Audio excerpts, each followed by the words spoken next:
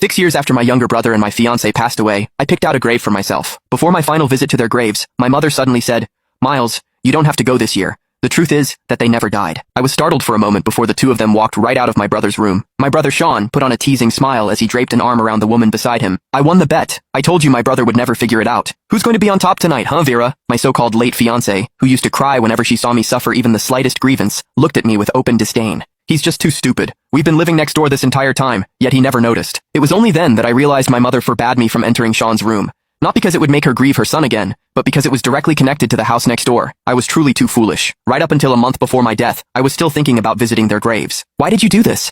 I suppressed the trembling in my body, asking Vera with red-rimmed eyes.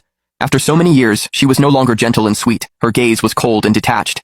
"Miles, it's because you've never been very sensible." My mother frowned at me as well. "For all these years, we were just trying to teach you how to behave, to stop always trying to compete with your brother. Miles, they already have a child. Let go. You'll meet someone better." "I never took anything from Sean," I choked out. "When I was a child, my parents always remembered what Sean liked. I was forced to like the same things just to earn a shred of their care. Yet my mother only bought clothes in his size. No matter how many times I reminded her, my sleeves and pant legs were always too short, leaving me mocked for years. I should have realized it earlier. Miles, they never loved you." Perhaps my expression was too pathetic. The coldness Vera had built around herself wavered for a moment, and she handed me a tissue. "Miles, just focus on the future." I did not take it.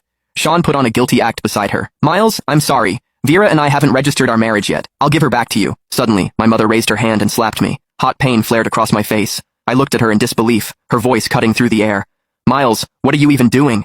Vera is already pregnant. Do you want that child to be born a disgrace like you?" I froze, my heart stopping. I was the child my mother had before marriage, the tool used to force my father into wedlock, representing nothing but shame. I thought if I studied hard, stayed perfect, and never caused trouble, they might love me. It was only now I understood that their ultimate wish was for me not to exist. Well, it was about to come true. Vera stepped closer, a trace of pity in her eyes.